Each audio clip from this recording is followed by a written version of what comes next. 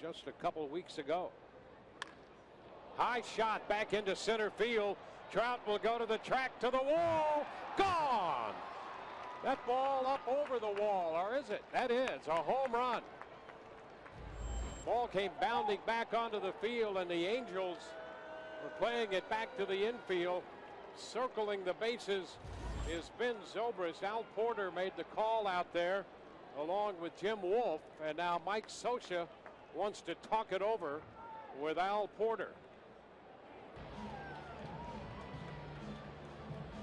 And there's a couple of fans reaching. Yeah.